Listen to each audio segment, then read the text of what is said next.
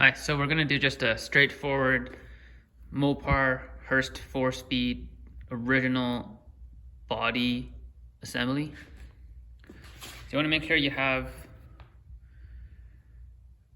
a grease that is water resistant and water wash out resistant. Otherwise, everything else will just wash away if the chassis gets wet or anything like that. So it's gonna assemble it real quick. Got the bodies painted. Just use a high temp flat black, and once it's assembled, you can give it a little bit of a buff, and it will look exactly like the original body looked. But all you want to do is clean up everything, clean up inside, grease everything really well. This should move nice and smooth. If it doesn't move nice and smooth, then you got to take it apart and deburr it. But this one was pretty good.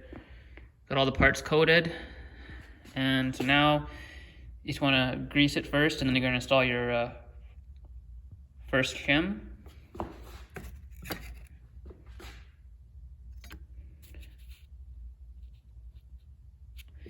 You want to make sure the first shim always has this notch out facing this direction. Sometimes you take apart an old shifter, it doesn't mean they put it together correctly, but I'll show you the order these go in. It's pretty simple, but I'll take photos of the order and just kind of follow along. Okay, so I just went ahead and pre-greased everything.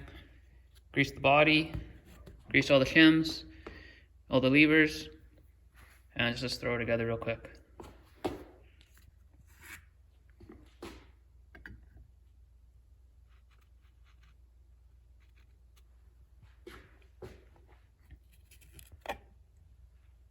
So the first shim will be your thinnest shim.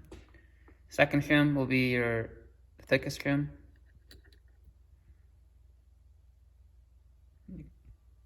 Kind of just get it half-assed lined up. This shift lever, you want to have it facing that way.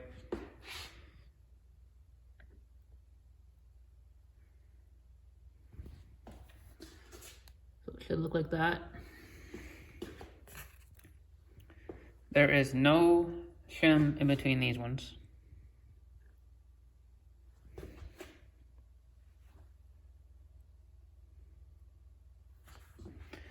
And just remember, it doesn't have to be all pretty, it's just straightforward. Just don't be scared to tackle it yourself. Instead of sending it out and spending $250 to have someone else do this, it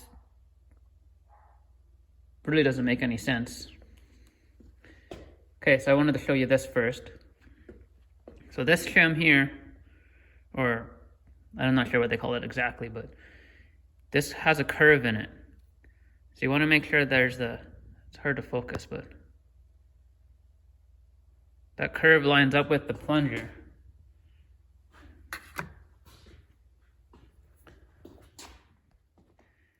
Okay, so I greased both sides of this now. So if you notice, there's a upper curve and there's a bottom curve. So you want to make the bottom curve go down because that's where the plunger is going to ride.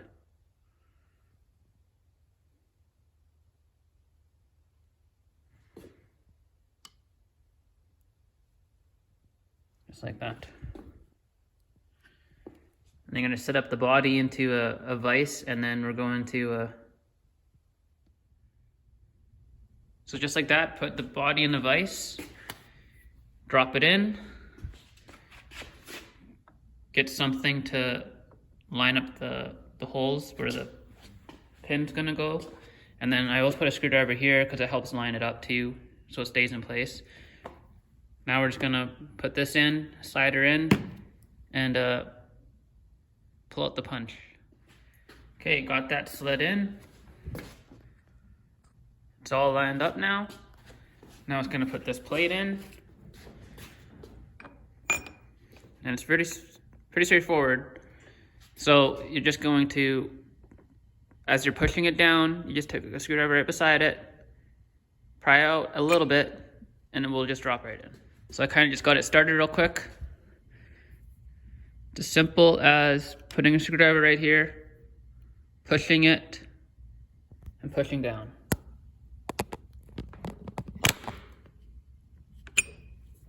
Just like that, boom, she's in. Then it's as simple as flipping it around, putting on a nylon washer. You can put a thicker nylon washer, or sometimes if you buy a kit, it comes with a small washer and a nylon washer. Either way, it works. All the guys that build shifters, they don't ever put the little washers on. They just use the thicker nylon washer.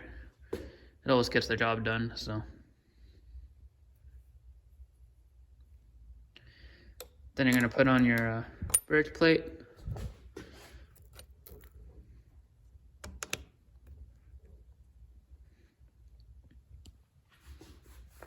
And then you want to make sure you put on some red Loctite and then your nut.